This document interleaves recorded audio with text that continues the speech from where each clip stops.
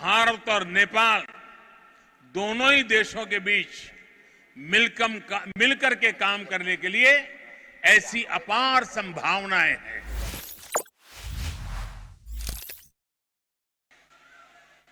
नमो बुद्धाय।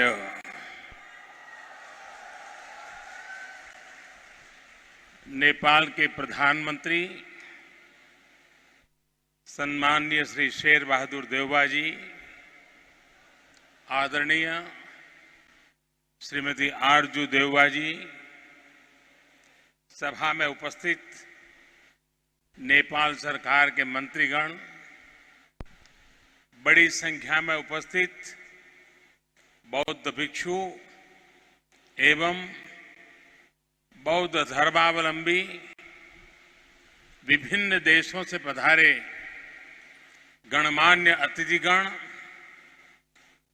देवी और सज्जनों,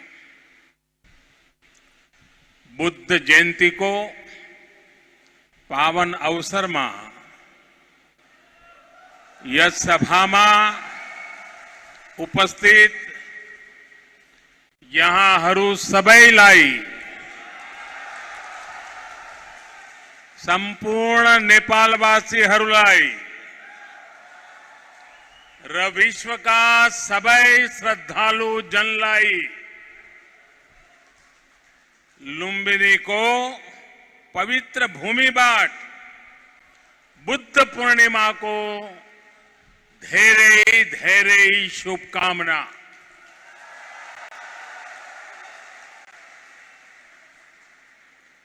मुझे पहले भी वैशाख पूर्णिमा के दिन भगवान बुद्ध से जुड़े दिव्य स्थलों पर उनसे जुड़े आयोजनों में जाने का अवसर मिलता रहा है और आज भारत के मित्र नेपाल में भगवान बुद्ध की पवित्र जन्मस्थली लुम्बिनी आने का ये सौभाग्य मिला है।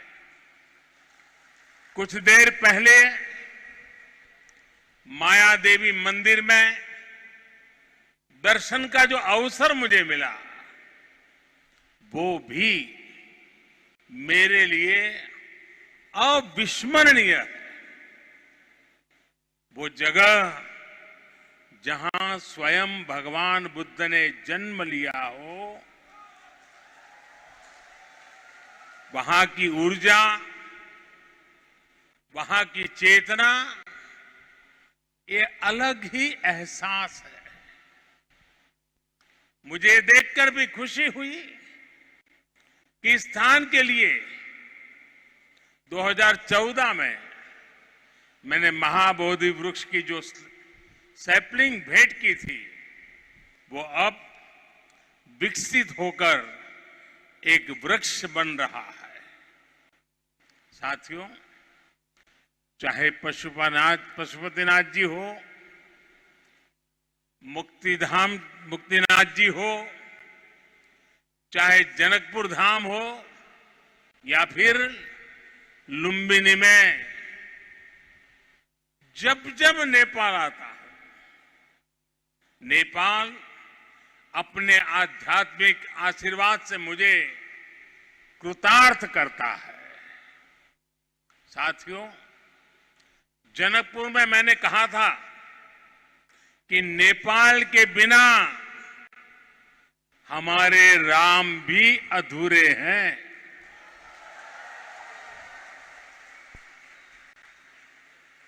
मुझे पता है कि आज जब भारत में भगवान श्री राम का भव्य मंदिर बन रहा है तो नेपाल के लोग भी उतना ही खुशी महसूस कर रहे हैं। साथियों, नेपाल यानी दुनिया के सबसे ऊंचे पर्वत सागर माथा का देश। नेपाल यानी दुनिया के अनेक पवित्र तीर्थों, मंदिरों और मठों का देश। नेपाल यानी दुनिया की प्राचीन सभ्यता संस्कृति को सहेज कर रखने वाला देश। नेपाल आउँदा मलाई कुनै राजनीतिक भ्रमण भन्दा अलग औटा छुट्टै आध्यात्मिक अनुभूति हुन्छ। भारत और भारत के लोगों ने हजारों सालों से नेपाल को इसी दृष्टि और आस्था के साथ देखा है। मुझे विश्वास है अभी कुछ समय पहले जब शेर बहादुर देउबा जी, श्रीमती आरजू देउबा जी भारत गए थे और जैसा अभी देउबा जी ने वर्णन किया बनारस का, काशी विश्वनाथ धाम की यात्रा की थी, तो उन्हें भी ऐसी ही अनुभूति भारत के लिए भी होना बहुत स्वाभाविक है। साथियों, ये साझी विरासत, ये साझी संस्कृति, ये साझी आस्था और ये साझा प्रेम, यही हमारी सबसे बड़ी पूंजी है। और ये पूंजी जितनी समृद्ध होगी, हम उतने ही प्रभावी ढंग से साथ मिलकर दुनिया तक भगवान बुद्ध का संदेश पहुंचा सकते हैं, दुनिया को दिशा दे सकते हैं। आज जिस तरह की वैश्विक परिस्थितियां बन रही हैं, उसमें भारत और नेपाल की निरंतर मजबूती होती मित्रता, हमारी घनिष्ठता संपूर्ण मानवता के हित का काम करेगी।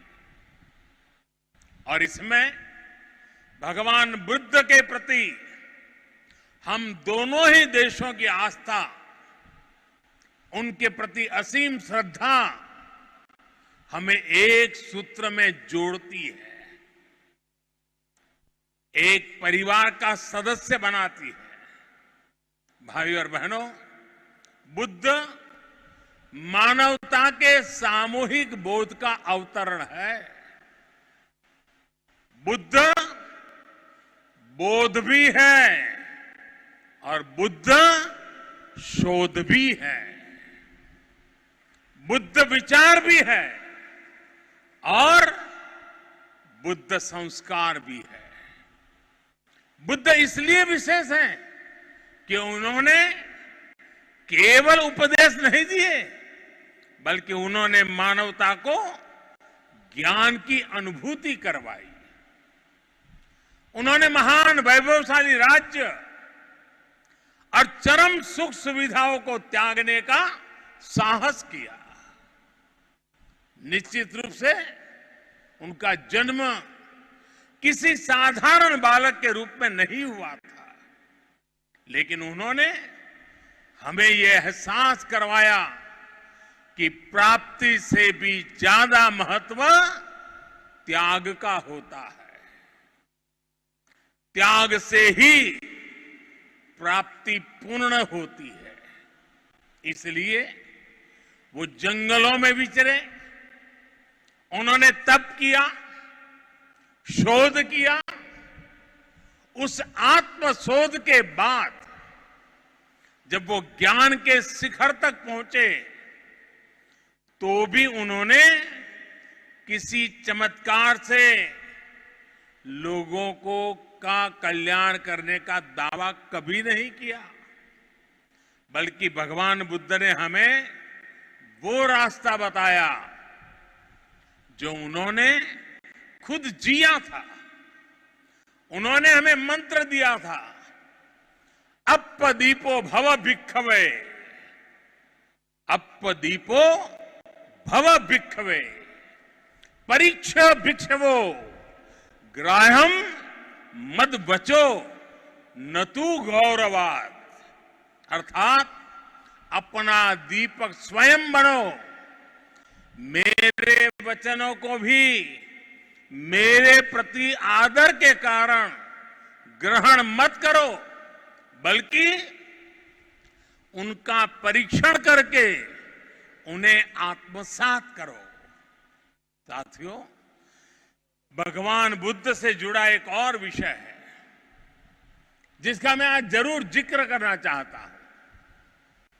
वैशाख पूर्णिमा का दिन लुम्बिनी में सिद्धार्थ के रूप में बुद्ध का जन्म हुआ। इसी दिन बोध गया में वो बोध प्राप्त करके भगवान बुद्ध बने और इसी दिन कुशीनगर में उनका महापरिनिर्वाण हुआ। एक ही तिथि, एक ही वैशाख पूर्णिमा पर भगवान बुद्ध की जीवन यात्रा के ये पड़ाव केवल संयोग मात्र नहीं था, इसमें बुद्धत्व का वो दार्शनिक संदेश भी है जिसमें जीवन, ज्ञान और निर्वाण तीनों एक साथ है, तीनों एक साथ जुड़े हैं। यही मानवीय जीवन की पूर्णता है और संभवतः इसीलिए भगवान बुद्ध ने पूर्णिमा की इस पवित्र तिथि को चुना होगा। जब हम मानवीय जीवन को इस पूर्णता में देखने लगते हैं तो विभाजन और भेदभाव के लिए कोई जगह नहीं बचती। तब हम खुद ही वसुधैव कुटुंबकम की उस भावना को जीने लगते हैं जो सर्वे भवन्तु सुखिनः से लेकर भवतु सब्ब मंगलम, भवतु सब्ब मंगलम के बुद्ध उपदेश तक झलकती है। इसलिए भौगोलिक सीमाओं से ऊपर उठकर बुद्ध हर किसी के हैं, हर किसी के लिए है। साथियों, भगवान बुद्ध के साथ मेरा एक और संबंध भी है जिसमें अद्भुत संयोग भी है और जो बहुत सुखद भी है। जिस स्थान पर मेरा जन्म हुआ, गुजरात का वडनगर, वहां सदियों पहले बौद्ध शिक्षा का बहुत बड़ा केंद्र था। आज भी वहां प्राचीन अवशेष निकल रहे हैं जिनके संरक्षण का काम जारी है। और हम तो जानते हैं हिंदुस्तान में कई नगर ऐसे हैं, कई शहर, कई स्थान ऐसे हैं जिसको लोग बड़े गर्व के साथ उस राज्य के काशी के रूप में जानते हैं। भारत की विशेषता रही है और इसलिए काशी के समीप सारनाथ में मेरी आत्मीयता आप भी जानते हैं। भारत में सारनाथ, बोध गया और कुशीनगर से लेकर नेपाल में लुम्बिनी तक ये पवित्र स्थान हमारी सांझी विरासत और सांझे मूल्यों का प्रतीक है। हमें इस विरासत को साथ मिलकर विकसित करना है और आगे समृद्ध भी करना है। अभी हम दोनों देशों के प्रधानमंत्रियों ने यहां India international centre for Buddhist culture and heritage का शिलान्यास भी किया है। इसका निर्माण international Buddhist confederation of India द्वारा किया जाएगा। हमारे सहयोग के इस दशकों पुराने सपने को साकार करने में प्रधानमंत्री देवबा जी ने उनका अहम योगदान है। लुम्बिनी डेवलपमेंट ट्रस्ट के अध्यक्ष के रूप में उन्होंने इंटरनेशनल बुद्धिस्ट कॉन्फेडरेशन को इसके लिए जमीन देने का निर्णय लिया था और अब इस प्रोजेक्ट को पूरा करने में भी उनकी ओर से पूरा सहयोग किया जा रहा है।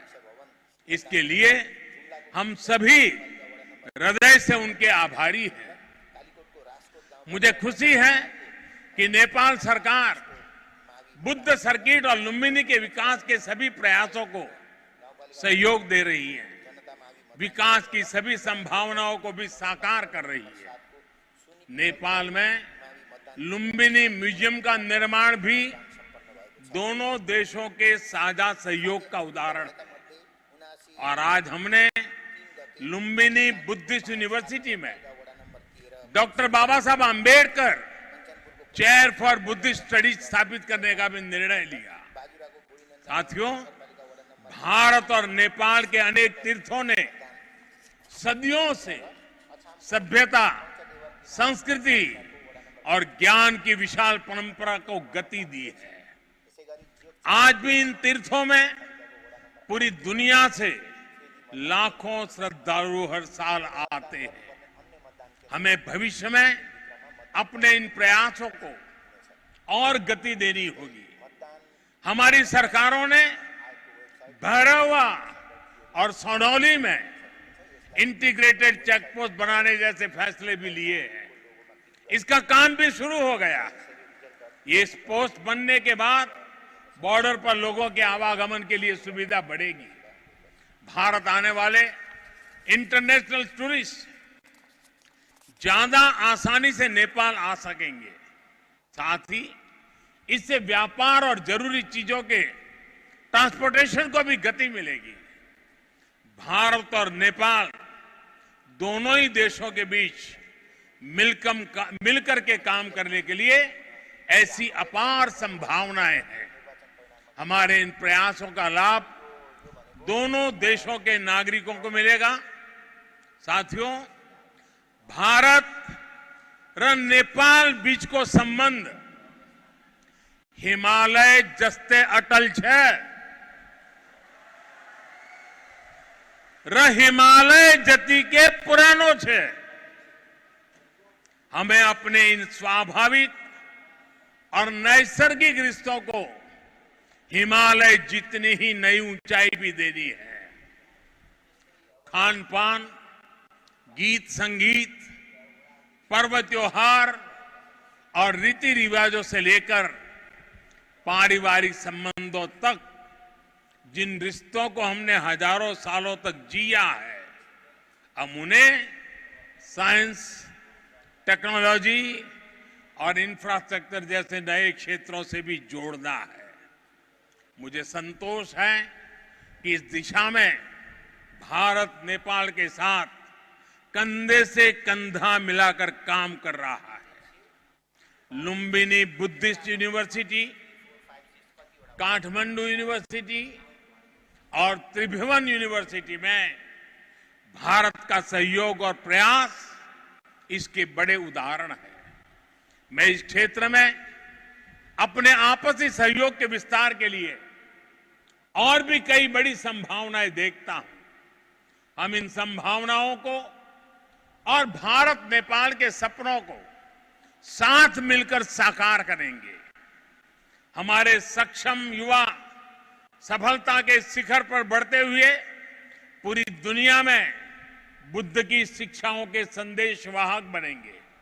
साथियों, भगवान बुद्ध का कथन है, सुप्प बुद्धम प्रभज्जन्ति सदा गौतम सावका एसम दिवाचरत्तोच भावनाए रतो मनो।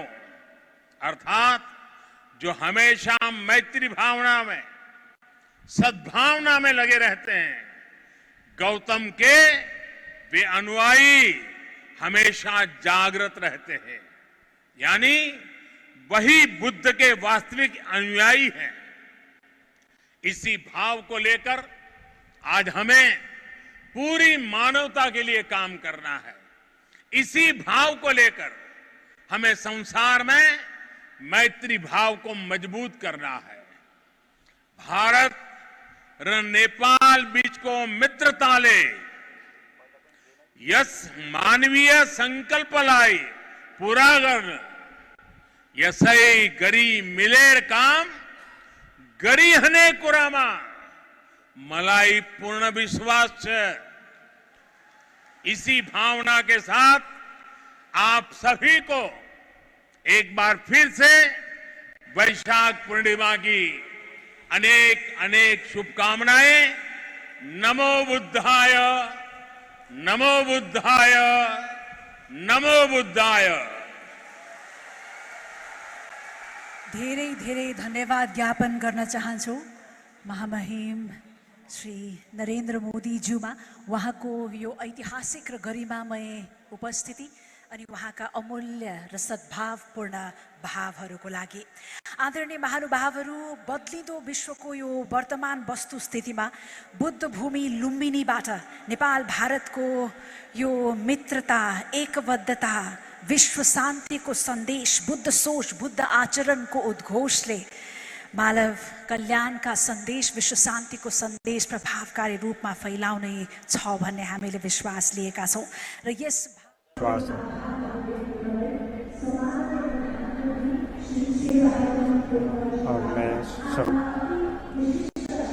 भारतका महामहिम प्रधानमन्त्री ज्यूमा कृतज्ञता स्वरूप लुम्बिनीको स्मृति चिनो प्रस्तुत गर्दै हुनेछ।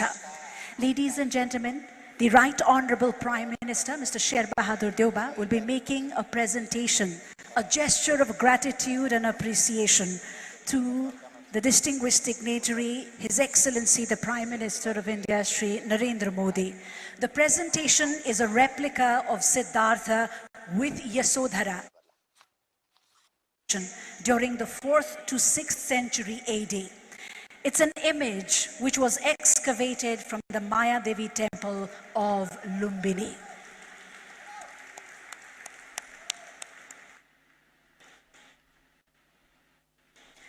बुद्धले दिएका आर्य अष्टाङ्गिक मार्ग र पञ्चशीलको उपदेशका तत्त्व ग्रहण गरी हामी आत्मसात गर्दै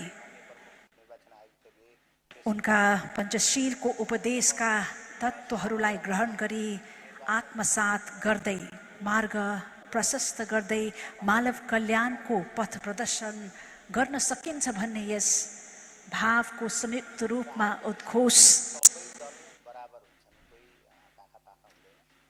गर्ने सुअवसर 2566औं बुद्ध जयन्तीको अवसरमा हामीलाई मिलेको छ। सम्माननीय प्रधानमन्त्री ज्यूमा पनि धन्यवाद ज्ञापन गर्न चाहन्छौँ र यससँगै हामी कार्यक्रमको अन्त्यमा आइपुगेका छौँ। आज विशिष्ट अतिथि ज्यूहरूको यो गरिमामय उपस्थितिले लुम्बिनीलाई मात्र होइन समस्त भारत नेपालका सम्पूर्ण देशवासीहरूको लागि र विश्वभरि शान्ति सन्देश र बुद्धत्वको यो सन्देश उद्घोष भएको छ लुम्बिनी बुद्ध भूमिबाट र यसै कृतज्ञता ज्ञापन गरिदिनु हुनुको लागि र यस 2566औं बुद्ध जयन्तीको यस मूल समारोहको औपचारिक विसर्जन गरिदिनु हुनुको लागि म अनुरोध गर्न चाहन्छु यस सभाका सभाध्यक्ष माननीय संस्कृति पर्यटन तथा नागरिक उड्डयन मन्त्री श्री प्रेम बहादुर आलेज्यूलाई।